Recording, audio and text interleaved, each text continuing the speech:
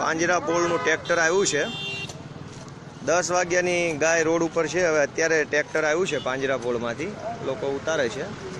જોઈએ હવે શું થાય છે. આપણે ચાલુ ખબર નથી પડતી કે 10 વાગ્યાની કોઈ ગાય રોડ ઉપર પડી હોય, પાંજરાપોળ ખાલી 1/2 કિલોમીટર જેટલું દૂર હોય અને 1/2 કિલોમીટરથી ટ્રેક્ટર અત્યારે 4 વાગે અહીંયા આવે તો ગાયના નામે જે કાંઈ પણ ગુજરાતમાં અગાઉ બનાવો બન્યા છે, લોકો દવા બી પી ગયા છે, રેલીઓ બી નીકળી છે, તો આ શું રાજકારણ હાલે છે? આપણે તમામ લોકો એવું સમજવું જોઈએ કે ગાયના નામે કેવી પ્રવૃત્તિ હાલે. અગાઉના વિડીયોમાં તમે જોયું ગૌશાળાની જે બધી તમે જુઓ છો કે આ જગ્યાએ જ્યાં આ લોકો અત્યારે અહીંયા જ્યાં કામ કરે છે ત્યાં રોડ ઉપરથી 5000 લોકોએ રેલી કાઢી હતી ગાય બચાવોના સમર્થનમાં. કેમ કે ગાયો હત્યાનો એક બનાવ બન્યો હતો આ જ ગામમાં, અને અત્યારે પૂરા 5 લોકો નથી ગાયને ટ્રેક્ટરમાં ચડાવવા માટે. This is the tragedy. રાજકારણનો હાથો બનતા આપણે બધાએ વિચારવું પડશે કે ગાયના નામે, રામ મંદિરના નામે, હિન્દુવાદના નામે, હજારો એવા બીજા બધા ષડયંત્રો અને પ્રોપેગેન્ડાઓના નામે આપણે કેવી રીતે હાથો બની જઈએ છીએ.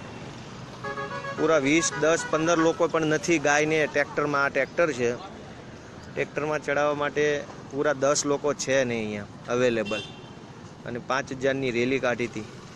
આખી રેલીનું લીડરશિપ આ લખ્યું ને, ખોડા ઢોળ પાંજરાપોળ ધંધુકા. આ ધંધુકા ખોડા ઢોળ પાંજરાપોળના એક બાપુ છે, કોઈ બાવો છે દાઢીવાળો, એ બાવાએ આગેવાની લીધી હતી. અને બાવાની આગેવાનીમાં આ બધા લોકો ગૌ હત્યા, ગૌ બચાવો, ગાયને રાષ્ટ્રમાતા ઘોષિત કરો, ગાયનું આમ કરી નાખો, ગાયનું તેમ કરી નાખો, એવી રેલી કાઢી હતી. અને આપણે જોઈએ છીએ કે આ ગાય 10 વાગ્યાની રોડ ઉપર પડી છે. 1 કિલોમીટરના ડિસ્ટન્સથી પાંજરાપોળવાળા અહીંયા આવી નથી શકતા. ઠીક છે, હવે એક્ટિવલી થોડું ઘણું બધાને દમદાટી જે કંઈ પણ સામદામ દંડ વ્યક્તિ કરી શકાય કર્યું છે, તો આટલું થયું છે. અલ્ટિમેટલી મારું કહેવાનું એ છે કે એઝ અ હ્યુમન બિઈંગ, એક માણસ જાત તરીકે મને એક પશુ પ્રત્યે લાગણી છે, એક મૂંગા ઢોર પ્રત્યે મને ફિલિંગ છે. એ ગાય હોય કે ગધેડો હોય એનાથી કોઈ ફરક નથી પડતો. એટલે ગાય માતા છે કે પિતા છે કે શું છે એનાથી કોઈ નિસ્બત નથી. એક ઢોર છે, આપણી ફરજ છે કે એને આપણે માણસ તરીકે કંઈક. આ તમે જુઓ છો 10 વાગ્યાની પડેલી ગાયને, અને કોઈ ગૌભક્ત, કોઈ ખાખી ચડ્ડી પહેરેલા સંઘના હરામખોર માણસો, કોઈ બજરંગ દળના પટ્ટા પહેરેલા લુખ્ખાઓ, કોઈ વિશ્વ હિન્દુ પરિષદના નામે ચરી ખાતા હડફાઓ, ડોફાઓ કે એવા કોઈ આની અંદર ક્યાંય દેખાતા નથી. આ સામાન્ય માણસો છે, થોડાક માલધારી સમાજના છોકરાઓ છે, થોડાક બીજા અહીંયા રોડ ઉપર લારી ગલ્લાવા છે. આ બધાએ મહેનત રહે છે 10 વાગ્યાની ગાય પડેલી. એટલે જે બી લોકો હિન્દુ ને ફલાણું કૂટલું લો, ફરીથી ગાયને નીચે પાડી છે. હવે આ તમે જોઈ શકો છો કે આની હાલત શું છે. એક પશુની આરે જે વેદના થાય ને એનું દુઃખ છે. ગાય છે કે ગધેડું છે એનાથી દુઃખની વાત નથી.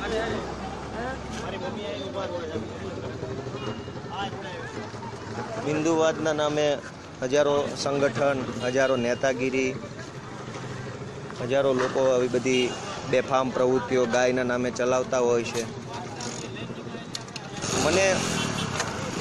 મને રસ નથી કે હું આ બધી કાર્યવાહી કરું, લોકોમાં હીરો બનું, પબ્લિસિટી લઈએ. તકલીફ છે એને ખુલ્લા પાડવાની. મને તકલીફ છે લોકોના બેવડા સ્ટાન્ડર્ડ, ડ્યુઅલ સ્ટાન્ડર્ડ જે છે એને ખુલ્લા પાડવાની. જે લોકો રાજનીતિ કરે છે, લોકોને હાથો બનાવે છે, સમાજની અંદર વિખવાદ ઊભા કરે છે, કટ્ટરવાદ ફેલાવે છે, જાતિવાદ ફેલાવે છે, કોમવાદ ફેલાવે છે, ધાર્મિક અંધશ્રદ્ધાઓ ફેલાવે છે, રૂઢિચુસ્તતા ફેલાવે છે, એ બધા લોકોથી નફરત છે.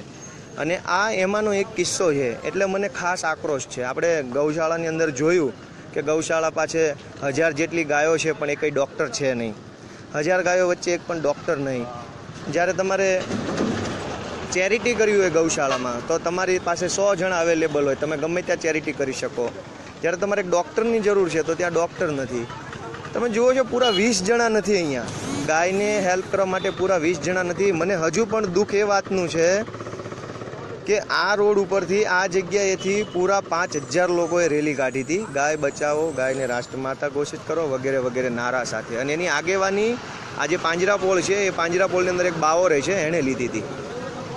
હવે ફરીથી ગાયને ચડાવે છે ઉપર. ચલો હવે ગાય ઉપર ચડી ગઈ છે. રાજકારણનો હાથો ન બનીએ. ફરી એક વખત હું આપ તમામને જેને રિક્વેસ્ટ કરું છું કે આ વિડીયો મારા ગૌ હત્યાના લગતા જે ગાયનું છે શેર કરજો. હિન્દુવાદ, કટ્ટર હિન્દુવાદના નામે, ગાયના નામે, ધર્મના નામે, રામ મંદિરના નામે, ફલાણા પૂંછડા કોઈ પણના નામે રાજનીતિ ન કરશો, કોઈનો હાથો ન બનશો. જ્યાં સુધી તમારો વોટ ઈવીએમની અંદર નથી પડ્યો ત્યાં સુધી તમારી બધી વસ્તુનું ઇમ્પોર્ટન્સ છે. તમારા હિન્દુત્વનું, તમારા રામ મંદિરનું, તમારી ગાયનું, તમારા ઇસ્લામ ધર્મનું, તમારા મોહમ્મદ પૈગંબર સાહેબનું, તમારા ઈસુ ખ્રિસ્તનું, તમારા ધર્મ પુસ્તકોનું, તમામનું વેલ્યુ ત્યાં સુધી છે જ્યાં સુધી તમે તમારી જ્ઞાતિના કે તમારા ધર્મના ઉમેદવારને વોટ નથી આપ્યો. જેવો તમે વોટ આપી દો છો પછી તમારું ધાર્મિક પુસ્તક, તમારો ધર્મ, તમારા મૌલા, તમારા પૂજારી, તમારા પંડિત, તમારી ગાય એ કોઈનું કોઈ ઇમ્પોર્ટન્સ નથી. So let's be a awaked citizen of Gujarat. જાગૃત નાગરિક બનીએ, જાગૃતિ ફેલાવીએ, અંધશ્રદ્ધા, જાતિવાદ, કોમવાદ દૂર કરીએ અને આ પ્રવૃત્તિઓનો હાથો ન બનીએ. Once again I would like to say કે અહીંથી આ ગાય સવારના 10 વાગ્યાની અહીંયા રોડ ઉપર પડી છે. અત્યારે 4 વાગે એનો નિકાલ આવે છે. આ ધંધુકા પાંજરાપોળ જે છે અહીંથી પૂરા 1 કિલોમીટરના ડિસ્ટન્સ પર છે, પણ 4-5 કલાકથી કોઈ પણ એણે તકેદારી લીધી નથી.